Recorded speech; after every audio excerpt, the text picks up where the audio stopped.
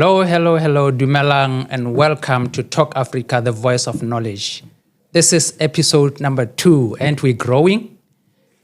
Well, this is the fireplace where we meet to share knowledge and inspiring stories. Now, today we have a special guest, somebody who is a practitioner and an expert in a field that is little understood and sometimes often misunderstood. When the average person thinks about human resource management, they think about job advertisements, interviews, firings, disciplinary hearings. Ms. Tumisang Bagidi, welcome to Talk Africa. Okay, thank you for having me, sir. Just the point of correction there, it's Bagidi. Tumisang Bagidi. I knew I was going to get this wrong because that's what I wrote. That's what I said, Tumisang Bagidi. Yes. And then later when I read it, it's Bagidi. So sorry about that. My apologies. So many people get it wrong. So, hey. Thank you for that assurance. You're welcome. Yes. Well, welcome to Talk Africa once again. And thank you for agreeing to be our second host.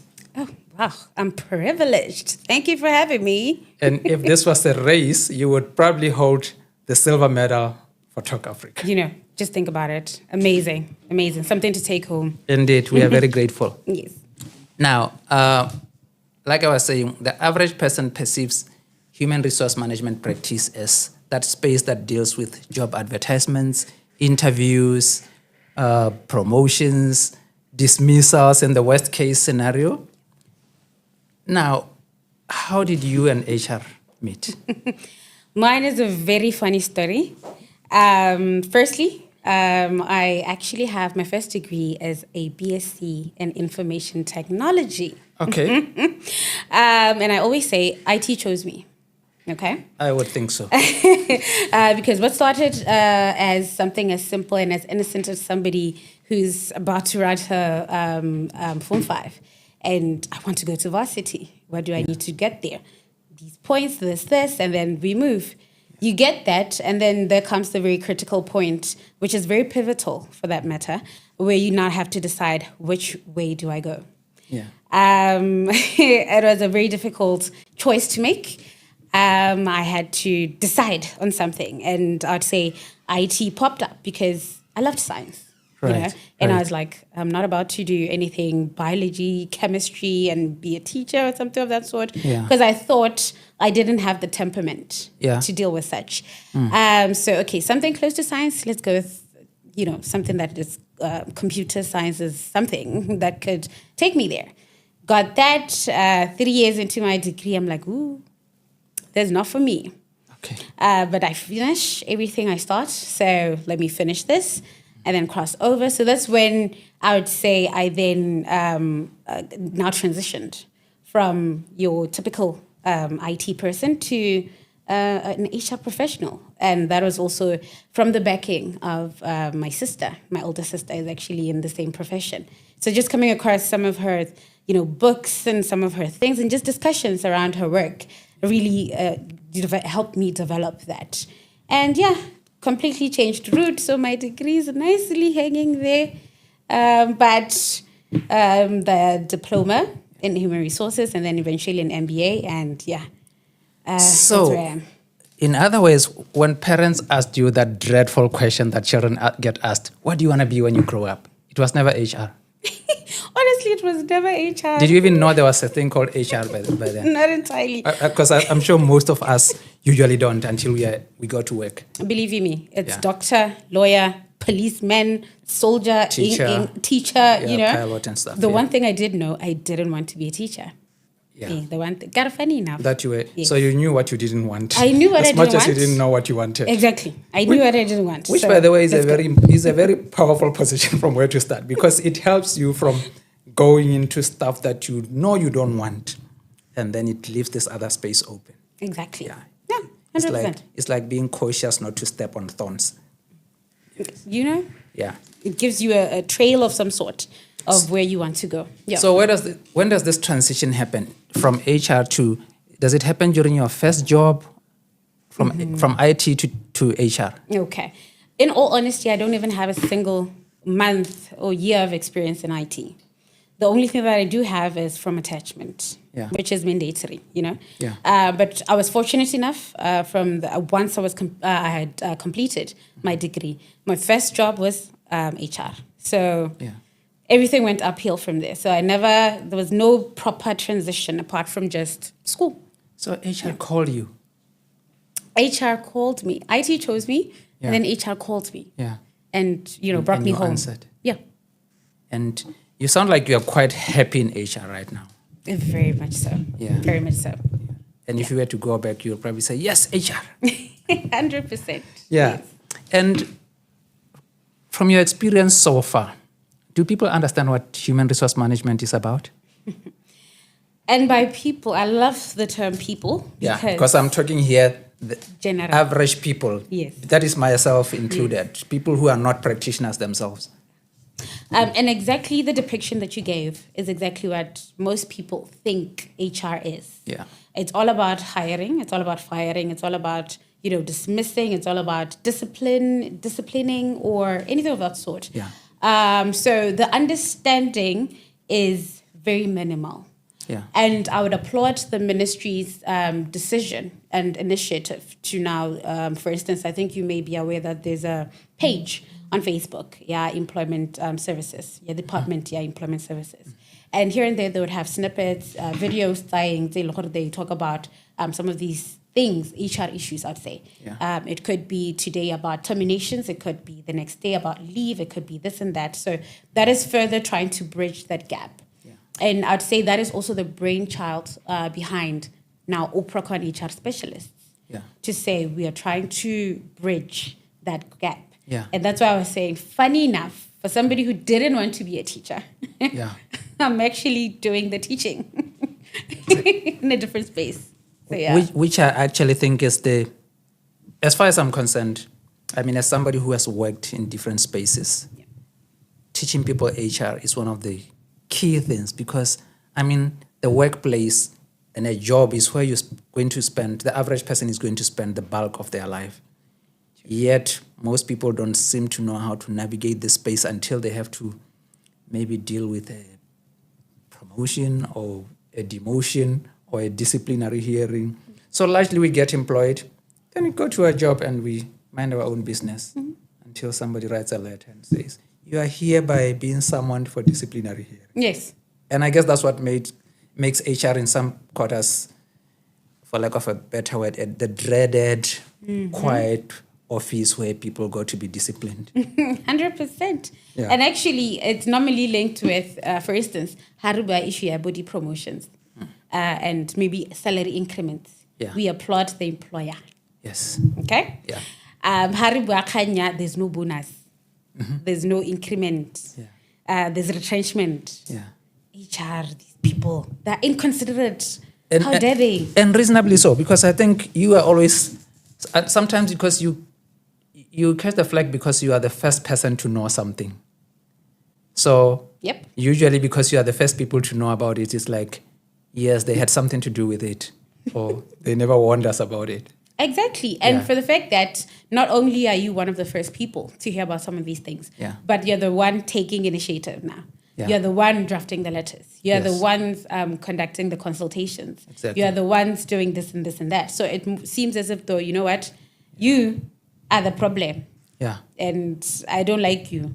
Yeah. So it leads to, in some instances, it may lead to now employees or workers, as they're now called, actually staying away or shying away or completely running away from the HR office. Yeah. So even in instances where somebody has something valid to ask, something valid to clarify, and all of those things, that could actually build their case or even save their jobs. They even fear coming up to HR and asking, Kanti, how do I navigate this? Yeah. Is this correct? Am I supposed to do this?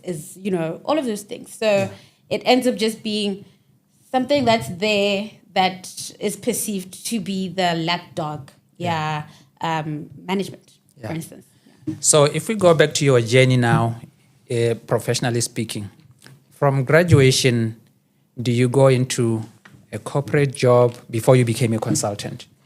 Yes. My first job was in a HR consultancy. Okay. But it was actually a recruitment consultancy.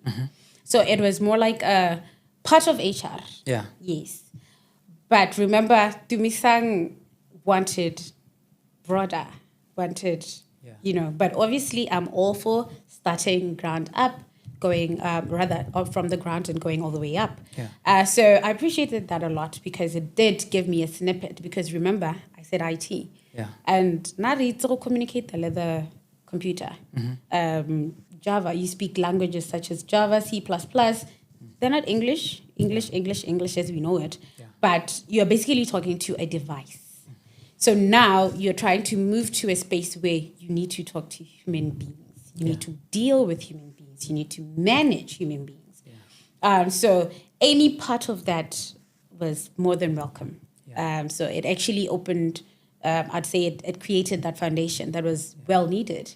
Yeah. And more so that it was in a fast-paced environment. Yeah. And the structure, I love structure. Yeah. I thrive in structure. Yeah. So for Systems instance, people love structure. Yeah. So the structure and everything I'd say that just gave me the proper foundation that I really needed. Yeah, and starting from recruitment, I also think that's generally HR speaking, that's where it kind of starts. Get people into the organization, setting up whatever needs to be set up. Now, being a consultant, I also think puts you in this very privileged space where you get to appreciate what happens inside organizations without being inside. 100%. Which I think is for me, I think is the right place for HR to be. But I would like to hear it from an HR expert. What do you think about the HR function being part of an organization? Or rather, maybe before we even go there, whose interest is the HR function supposed to represent as a practice? The million-dollar question. HR as a function literally is in this smack in the middle. Okay? Yeah. So what it's supposed to do is to ensure compliance. HR is actually the custodian of company policies. Yeah. And the said policies, they ought to comply with the prevailing labor law, right? Yeah. So whichever side of that line goes astray, HR comes in to bring it back. Yeah. So HR is not for management or for the employer. HR is not for the workers, but HR is a body that is supposed to ensure that both sides are compliant to the policies to and the the standards, law. pretty much. Basically. But the way it's practiced. Well. Do you think, organizationally speaking, at least obviously speaking from experience,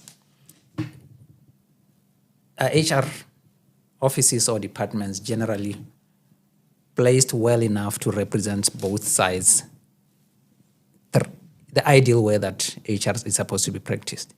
Because we are talking about a structure that is typically is perceived to be part of management, although management is spread all over organizations.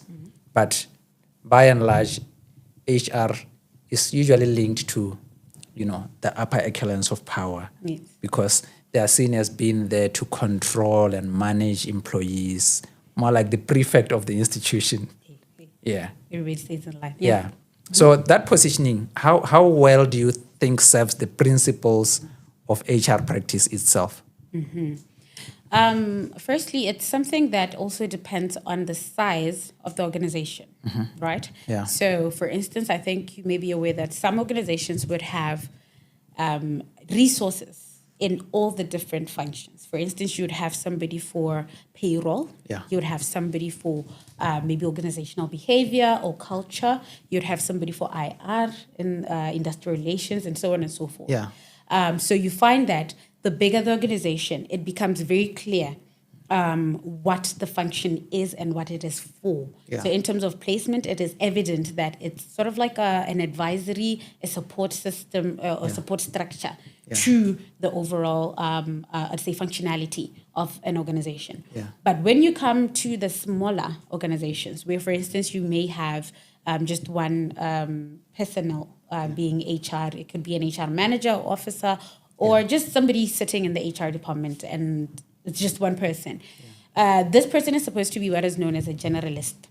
Yeah. Do all of these functions all in one. And I think that's the case mostly in small companies Yes. or organizations. So Yeah. like medium to small, that is the case, right? And you find that where there is no proper controls and I'll say where the culture is not aligning to what HR is and what the law says in relation to that, you find that there is that, I'd say, swaying or bias towards one side and not necessarily the other. So then it would be something that would then have to call for issues such as maybe inspections, having them, the labor department that is, doing that more often and more frequently, and checking up, following up in cases of where maybe somebody had, gone against a certain, I'd say, or violated a certain right, then come back to just double check. Is it, properly now done and how moving and all of those things. So it varies with the size of the organization. But and I think also, the public versus private, usually that is probably what will also determine whose interest the HR function serves. Because in the private space, everybody works for the company owner. Not entirely. Not entirely. What is your experience in that? Yes. What do you find in terms of the different ways in which HR is positioned? I'm sure you've worked with different organizations, public sector, private sector. How easy do you find for HR practitioners, for example, in the private space, to be able to straddle this line very well? Mm-hmm. Yeah. I'm sure when you are a consultant, chances of you running into maybe disgruntled employees wanting to whisper some things into your ear, you're able to pick up the different issues in different sectors. Mm-hmm. Is there a certain trend that you pick up and say, okay, so in the public space, this is what happens. In the private space, this is, or like you say, it really depends. Mm-hmm.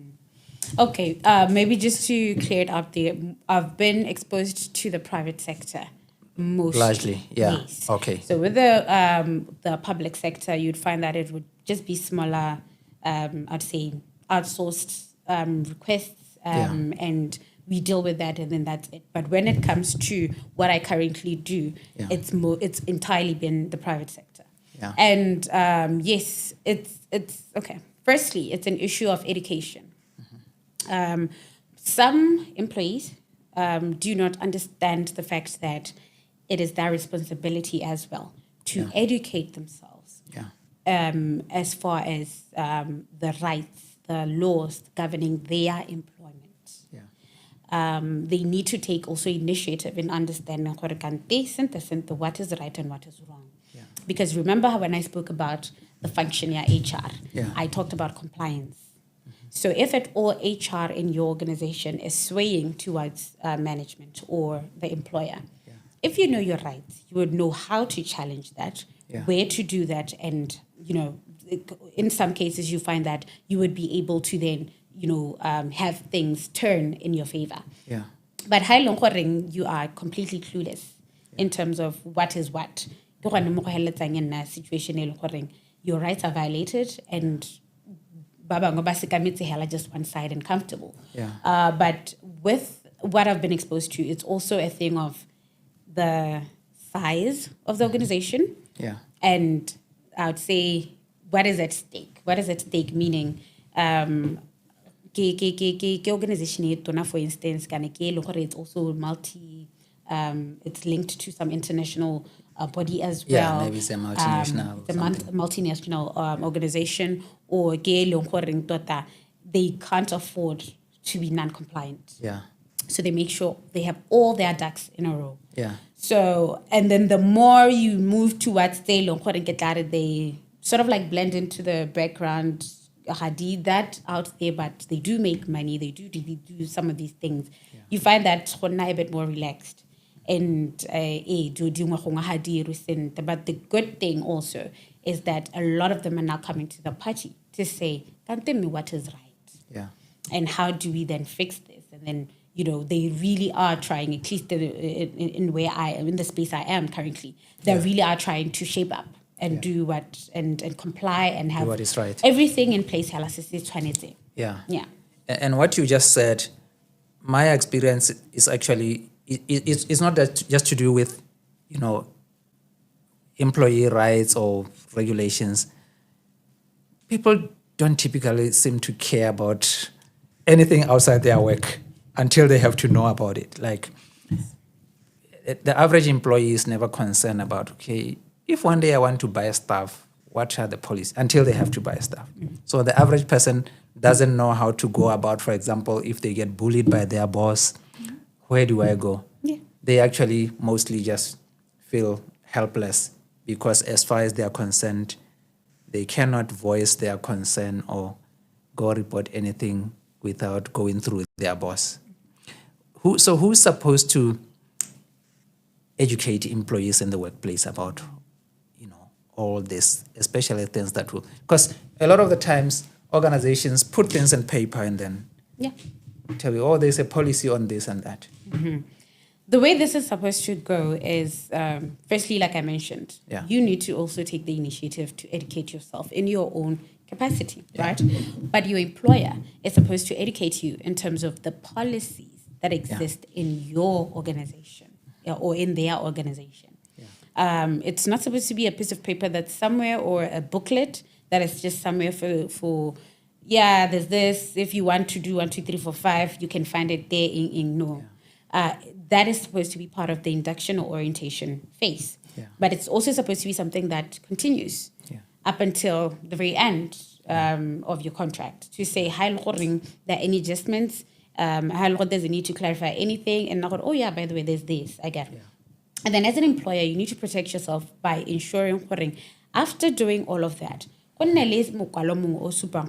you have inducted, you have informed your employees of these policies that exist. So it could be an acknowledgement. You can create a form or some sort, or they would sign off against the policies that you would have inducted them on.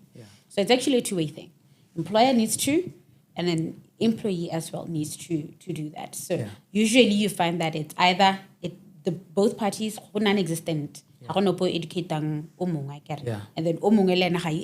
on the side until there's a need to do that. Because even where there's been education, say induction on arrival, you expect some kind of refresher down the road because like we say, people get carried away with their work. They just eventually forget some of these things. 100%. Yeah. Now, recently, we saw some legislative changes in the labor laws in our country.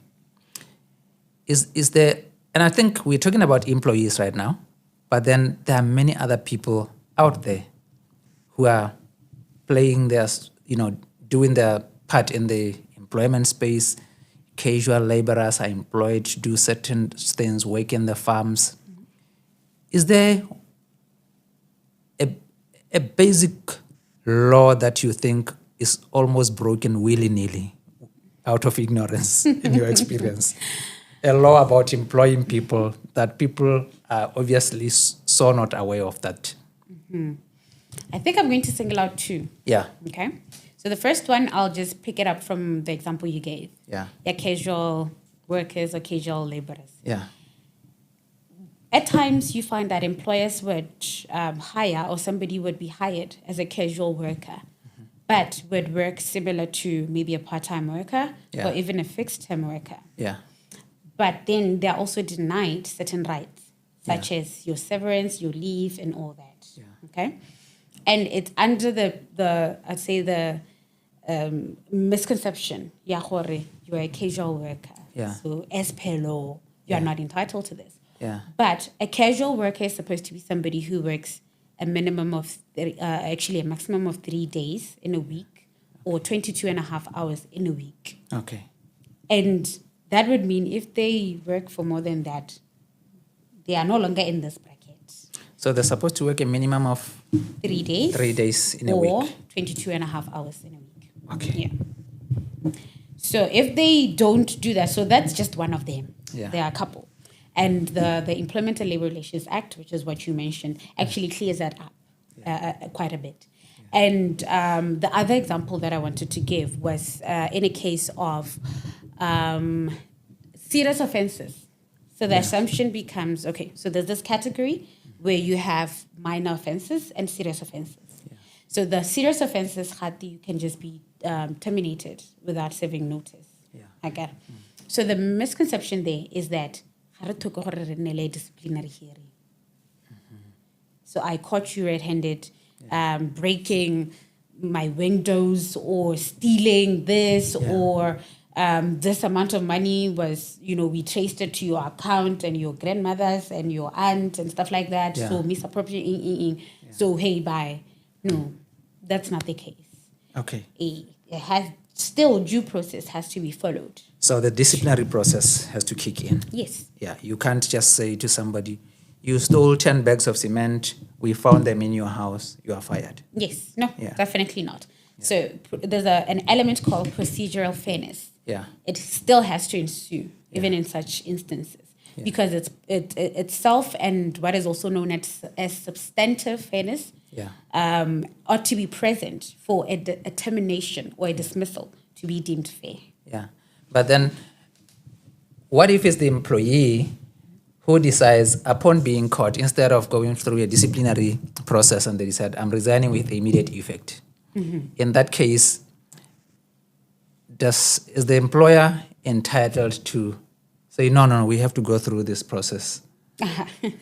Not entirely, no. Especially if it can be proven that, no, this guy was not resigning until he heard that he's going through a disciplinary process. Not entirely, no. Yeah. Because both parties have a right to terminate contract. Yeah. And then obviously for the employer, you ought to have reasons. There are certain things that have to ensue before. Yeah. But understand that an employee can just come up to you and choose to terminate their contract. So there's nothing in the law that allows you as an employer to refuse to accept somebody's resignation. But can an employer, without any reasonable cause, just say, look, sir, we don't require your services anymore. We would like to dismiss you. We give you 1 month notice. No, that's still unlawful.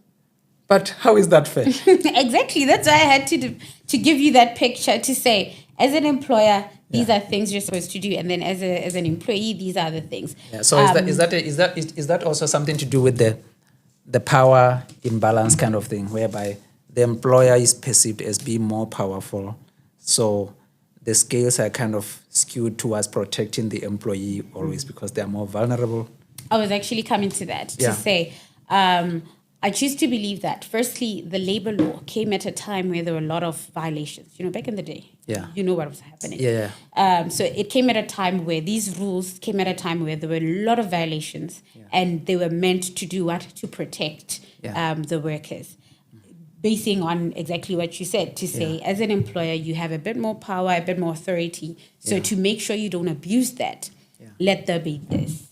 But what I always tell my clients, and also in some of the workshops that we conduct, is that it's always also a matter of perception. Okay? You can choose to look at it that way. Or you can choose to look at it as there are rules governing what I'm currently doing. I just need to comply with this, and I'm good. So you just walk the beaten track and you will not fall into trouble. And you're good. At the end of the day, you get what you want. They get what they want, and life goes on. And nowadays we are talking about, we're not even talking about, we are seeing a lot of young people going into business, starting their companies and all sorts of professional things, which means one way or the other, they're going to have to employ someone. And these are people who, one, they don't have the experience of running an organization. They also may not have the financial capability to hire every expertise that they need. Where do those people go? Because one thing for sure, they're going to hire someone, whether it's a driver or on a full-time basis. If, for example, a young person starts a courier business, they're going to need a driver full-time. So what services are available out there? Can they, for example, share time with an HR professional, with somebody? What services are available to make sure that, one, they are compliant, but they're not violating workers' rights, but they are also generally compliant with everything that has to do with employing people and the workplace. And okay, if I got you right, it's something that's leaning towards maybe the education aspect, to say keeping them informed or where they can get information pertaining to how they can navigate the space. Is that correct? More in the sense of, you are a young person, you are starting a business, but where you are not yet, you don't have the financial muscle yet to hire a full-time HR person. And it also doesn't make sense because your HR issues are so limited. Yes. Yeah. What is ideal for them? Is it for them to, for lack of a better word, to hire some time at an established HR firm? Are services like that available to startups? Okay. All right. You see what I mean? Okay, so you're talking about it from an angle of outsourcing, possible outsourcing. Yeah. Yes. Firstly, there are so many organizations in Botswana, companies in Botswana that offer outsourcing services. Yeah, I mean, not necessarily even in the names of which company. HR professionals out there, typically, like lawyers, you can walk into a lawyer's office and say, I have this issue, this, and they do that. You don't have to be their day-to-day client. Does HR practice offer such services where you can walk in? I want to recruit people next week. Please recruit for me. Help me with this and that. And then maybe you even walk away. You don't come back. You'll come back again when you want an HR policy for them to help you with that. Yes. Are there such services in your field? Yes, so I was actually coming to that to say it's there. There's so many companies, and including Oprakan HR. That's what we do. Yeah. So with our client base, we actually have your smallest of the small and your largest of the large. Yeah. And in such space, you can have the once-off, the HR outsourcing option, where you would say, I need this, but I don't necessarily have to have somebody in-house to do this, because maybe it's a once-off thing or it's something that comes after a while. So I'm coming here, I want you to assist me with this, and then I go. Yeah. Something can also be, something I can relate it to is to say, maybe for instance, you're very small, maybe you're a team of 10 or 5, and you have a disciplinary issue. Yeah. So as per the labor law, you're supposed to have a fair disciplinary hearing, right? Yeah. And a fair disciplinary hearing would have to have an unbiased and neutral chairperson. Mm-hmm. With your 10 people, you can't say one of them is unbiased. Yeah. All right? Yeah. So you'd have to maybe get it out there. Yeah. So from some of these companies, including myself, or even some HR practitioners who are, well-versed and experts in the field, they can assist you with such. Yeah. And so it's there. Yeah. Oh, great. Yeah. And probably you guys, I mean, I understand with law firms sometimes just to open a file, they call opening a file. Do you also have the opening file fee? No, we don't have an opening file. You charge for service. I mean, I don't know what that means, by the way. Does it mean just because you showed up here and talked to us, we're going to bill you for talking to us? I will not comment on the other side. Yeah, but I mean, with you guys, how does it work? Somebody comes, and do you charge for time, for example? Does an HR professional charge for time, or do you yourself charge for time if people come to see you? Okay, it actually depends, right? So there are certain, I'd say, tasks that would require that, where we are doing something for you, and rather than giving you a flat fee, for instance, we would say, okay, so it's difficult to determine how long, maybe, for instance, this would take or how big it's going to be. At this point, this is the rate per hour, and then we, that's how we work it out. And then there are certain instances where it's for service, but more or less you can see that it's related nonetheless.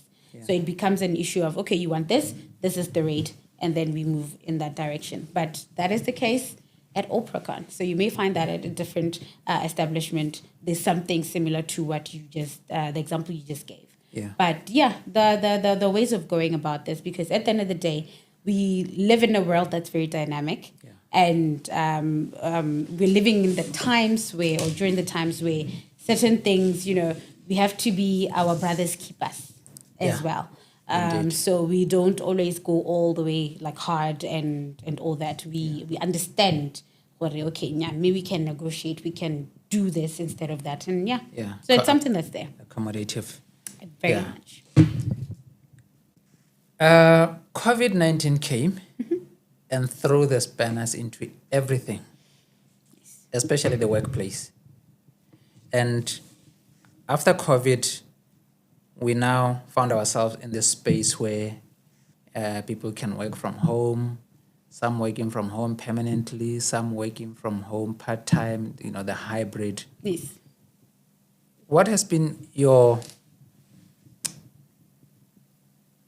experience with this space? I mean, what has this meant to the way, work relations have turned out since COVID? How has that shaped the workplace generally, especially in terms of, employer-employees relations? Because in some cases, you often hear sometimes people say, working from home is the best because, I'm in charge of everything. I don't have to be thinking about what's wrong at home. I can really, some people even claim they work more when they are working from home than, I don't know, I haven't tested that. Okay. So I'm just about to ask, but okay. yeah. So, Yes. but how has that shaped out, especially in Botswana? Has that become the preferred way? Is it even the ideal, if you have any perspectives into that? Okay. Firstly, yes, you're right. COVID-19 came and it forced us to consider flexible work. Yeah. But that wasn't a new concept. This is something that already existed in other countries, Yeah. right? And for some, I'd say I'm privileged enough to have experienced that Yeah. and the norm that we were used to. So, firstly, before COVID, it was a taboo in our country. Of course. Like, what are you talking about? I know you won't be working. Home and work. And then you are out here, all of those things. We had all those fears, right? Yeah. Then COVID came in and showed us what it can work. Yeah. It's actually something we can do. You may not have a choice. At this point, we don't have a choice. Yeah. We have to do that. And yes, for some, it was a bit of a challenge because you would have your daughter running around somewhere. Yeah. You would have your cat screaming at you. You would have your dog barking the other side. You would have this and that. Some we struggled with technology. Yeah. Just switching on the mic Yeah. and saying what you need to say was a problem. But you can see that it's something that taught us something, Yeah. both as an employer in Botswana as well as an employee in Botswana, Yeah. to say technology shouldn't be a foreign language. Yeah. And then as an employer, you need to understand that there can be situations that would force you to do this and it can still work, Yeah. right?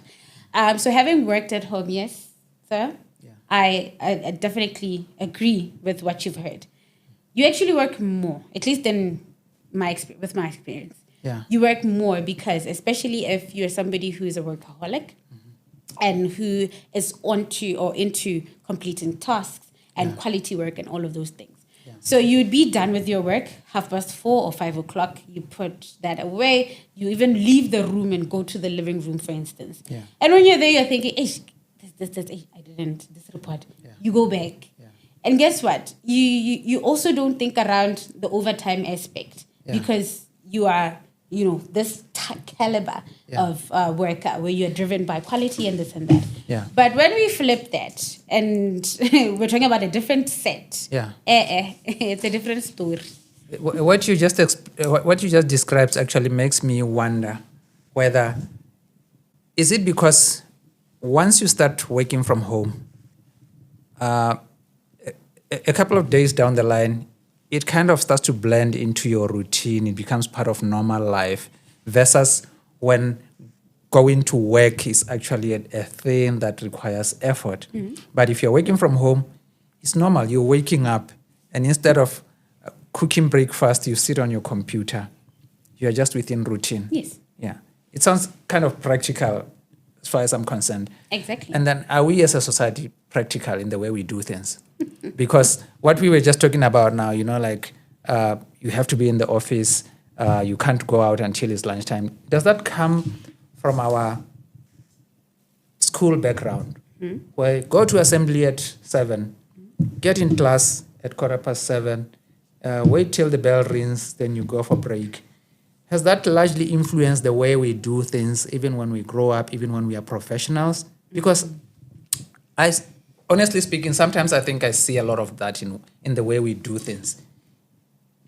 No, I'd say yes and no. Okay. Okay. Yes, in the sense that, and the no part also comes in there to say generations. Yeah. Okay.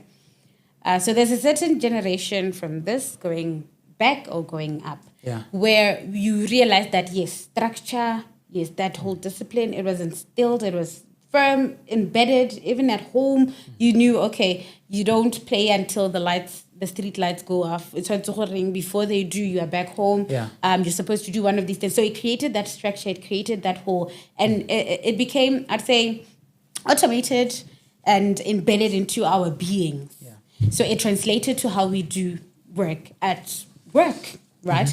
Yeah. And then no, in the sense that I think we fail or are failing to adapt to the change. Yeah. This is one of the conversations we also normally have where we talk about Gen Z, Yeah. working with Gen Z. Yeah, the you know. generation thing. You understand me? Yeah. And the problem is not the generation, in my view. Yeah. The problem is not the generation. The problem is with us understanding and accepting and adapting to what is now the norm. Like, for Yeah. instance, for them, it's more like, okay, flexible work is a thing. Like, I don't always have to be here. Yeah. If I have 1, 2, 3, 4, 5, I can be at home, get the work done, and it goes out. Like, if it's not necessary, why do it? Yeah. Kind of thing. Come to work, you need to be sharp, tie, all the way up there. They come, they are, trousers, yeah, socks, Yeah. The question then becomes, flops and could you understand me? Yeah. But does that affect their performance in the workplace? That's the question. It doesn't. Yeah. But because now I'm of that generation, and I'm of that where, no, this means this, so wear this. Yeah. Cut your hair this way. It shouldn't be like this. So, in nabotat. Yeah. So, if you like, it's that, but also just struggling to adapt to change. Yeah, so it's like a lot of effort goes towards things that have nothing to do with how well you do the job because of culture and failure to adapt. That's what I believe. And Yeah. actually, the Employment and Labor Relations Act is somewhat trying to turn HR into a science rather Yeah. than that. Yeah, Where, I feel like this, I want this, but Yeah. what are the facts on the ground? So it's trying to change that, and hopefully it will be able to also mold the policies and eventually the organizational cultures that we have in our workplaces. Yeah. Because if I were to single out something, I'd say issue your probation. We were comfortable with the fact that hamatalmo probation and you can just let them go whenever you feel like it. No, it's not working. You're unsuccessful and even the Employment Act, they say, Olibile, you're not compelled to state reasons, right? Yeah.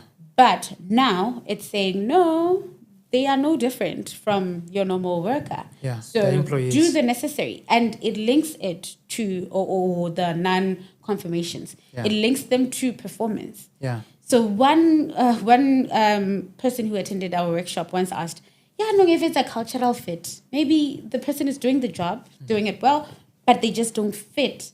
And my question was, but what is culture? Yeah. You need to define it. Yeah. And in defining it, let's come back now. It should be linked to also the work, the actual work. How are you going to measure the fit? Yeah. So then it's removing that whole feeling. Yeah. Tumisang is too loud. Yeah. Now we are, so-and-so is too mellow. Now we are about vibes. We're about noise. We're about this and that. So it's trying to separate that and make sure, hey, we are here to deal with this. So let's deal with this. Yeah. And our culture is probably very strong as a society because we seem to be stuck in our ways, especially in terms of how we perceive other people. I mean, you just gave what I think is a perfect example.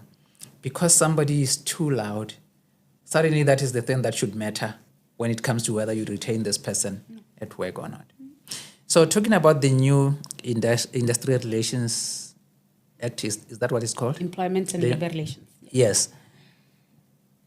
I think what you guys are doing as OPRACON is amazing work, teaching people. Thank you. And I'm also quite convinced that the HR space is going to play or should play a very, very big role into socializing people into this new labor laws. Because what you just said, I mean, I wasn't aware that you can, just because somebody's on probation, you can no longer say, oh, by the way, we don't think you can work here anymore. Please go. But when you look at it in hindsight, why was it okay back then? Because you hired this person to do something. So if then you make it possible, which takes us into another subtopic in this conversation. If you keep that door open to say, hey, by the way, hire this young, beautiful lady or young, handsome man, and you have the freedom to kick them out within 3 months without a reason. Doesn't that then, or wasn't that then the door towards things like sexual abuse in the workplace, extortion, because this person is in a very fragile time period. Yes. They either, and also they know that their being able to transition into now confirmed depend very much on this person who just asked them to do the undesirable. Unfortunately, you're correct. In some instances, Yeah. it exposed workers, it could be young, it could be old, Yeah. to all sorts of ills Yeah. in the workplace, where it's either, yes, like you mentioned, sexual abuse or harassment, where it's Harassment, an issue exactly. That's the word I was looking exactly. for. Yeah. In a way of, securing the job, give me this, Yeah. or let me do this in order to get that. Or even in cases of, even if it's not necessarily sexual harassment, but just abuse in general, to say, now, when you work until this point, you do this way, and which maybe doesn't even align or violates their rights. But because they're in the quest of securing employment, in Nakanyel, they will literally just settle for anything that comes through. Yeah. So to some extent, yes, it did subject workers to such. However, still on the other side, we need to understand what probation actually is. And it's not a must. Yeah. You can choose not to have it. So it's actually something that allows for an employer and an employee to assess each other. Yeah. Am I a good fit for you? Are you a good fit for me? Okay? Yeah. And I think it is tarnished, for lack of a better word, by the unfortunate situation that we find, the unemployment rate and economic state that we find ourselves in, where people would be willing to stomach just about anything. Yeah. Because at the end of the day, I need to secure a job. Yeah. So this is why now there's a need to either tighten the grip and also the inspections that I mentioned. Yeah. Like now it calls for a need to really vigorously go through that whole thing to ensure that compliance is at the utmost. But in the same breath, let there also be clear education. Yeah.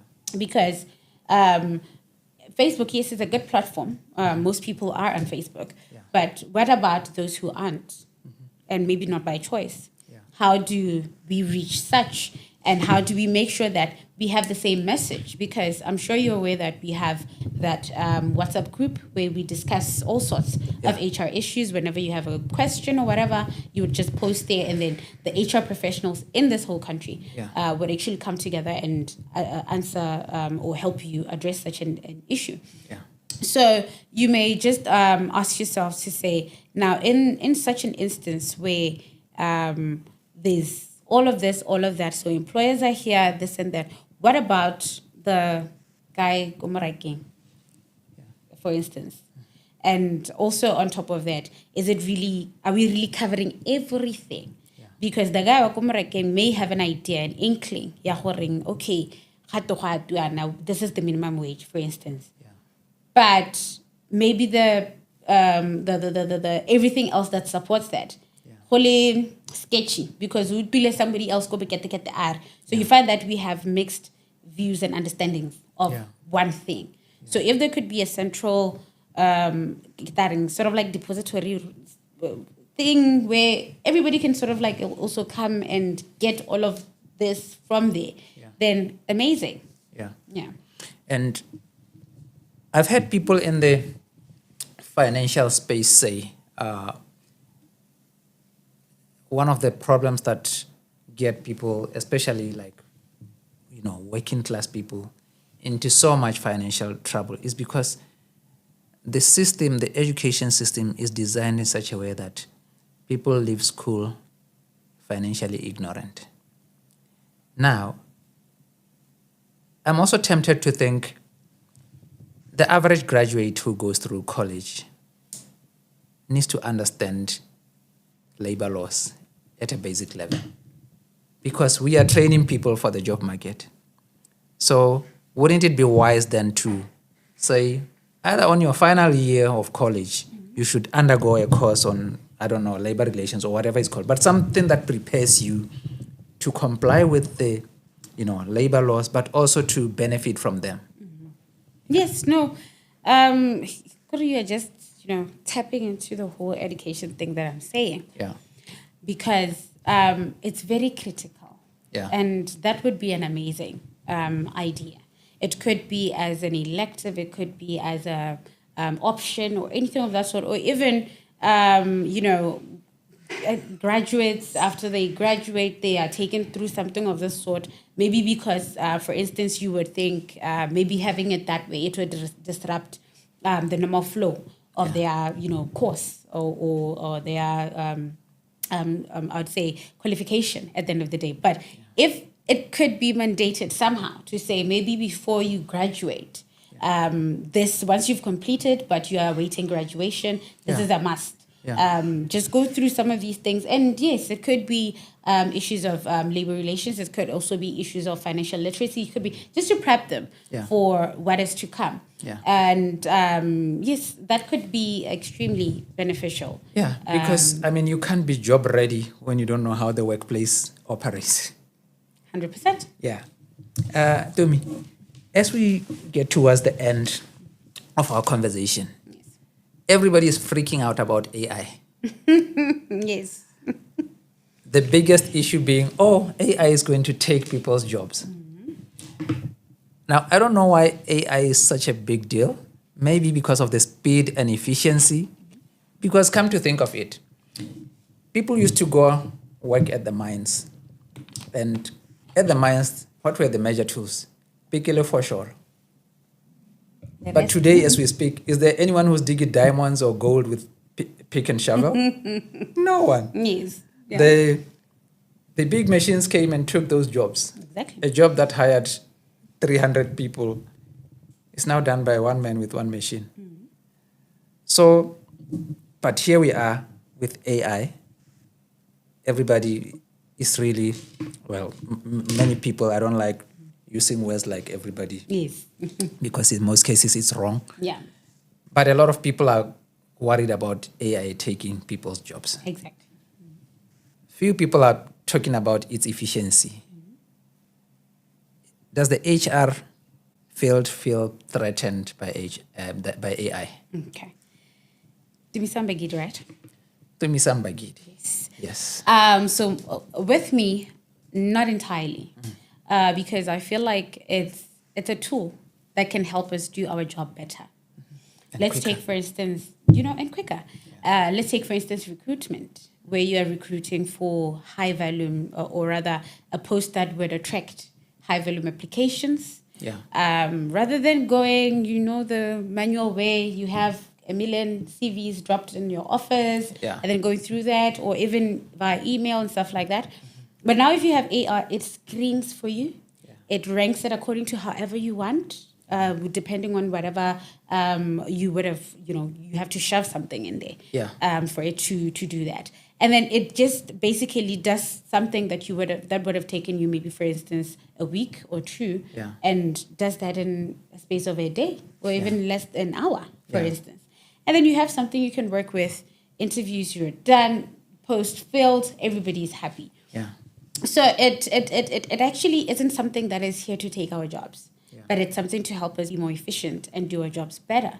So the only way for you to not lose your job, just learn that. Equip yourself with that skill. Remember what I said with COVID, to say technology is not there to, scare us, it's not there to intimidate us or even take something away from us. It's our aid. It's our aid. Yeah. So that aid, just get with the program. Itute. Yeah.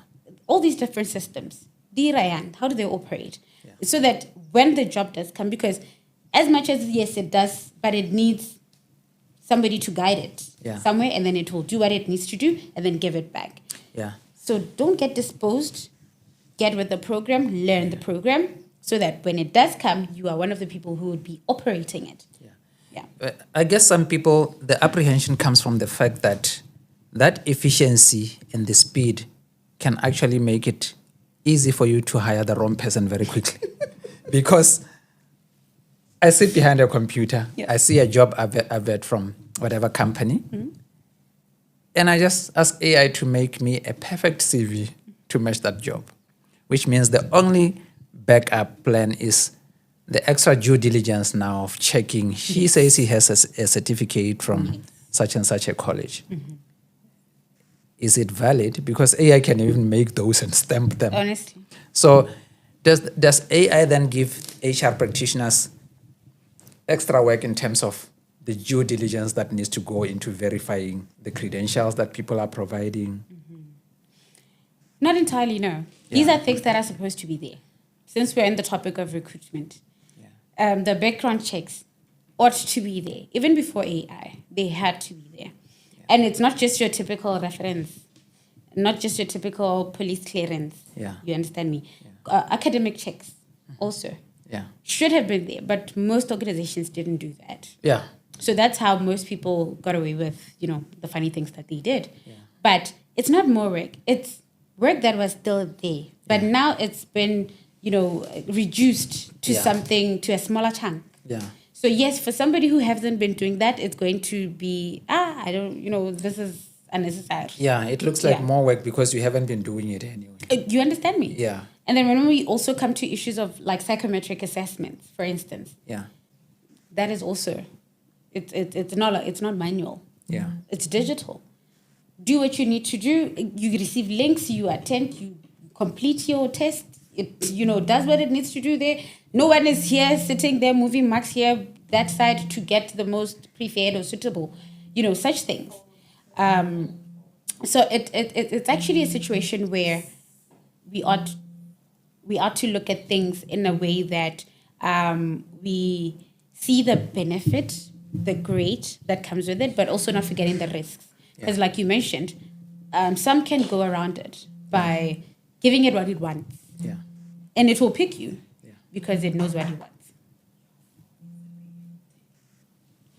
But in an instance where, for instance, you are actually going the extra mile to verify, then we're safe. And then reference, I want to say this. A reference is my statement as to our relationship. It's not the company's standing as far as who you were and how you worked. Get what I mean? So if we have a good relationship, there's absolutely no way I'm going to give you a bad reference. And also, it should not be in the company letterhead because it's my view based on our relationship. So that is also not the best tool to use in trying to verify issues about employment. You can support it with other things, but it's not the main thing that you can hold on to. And I think it also it widens the criminality doors, which means the laws also have to be strengthened. So, by the way, what you used to think is just small fraud, it's serious crime. Exactly. Well, Tumisang, our conversation is the type that could really do well with a whole breakfast in the morning. But like all good things, it has to come to an end. As a second guest on our show, I think you deserve to give yourself a little shout out. So where do our guests find you? Okay. Because I'm sure a lot of them are wondering, where do we get what we missed from this golden information? Okay. So yes, we actually have a Facebook page, OprahCon HR Specialists. That's OprahCon with an O, OP.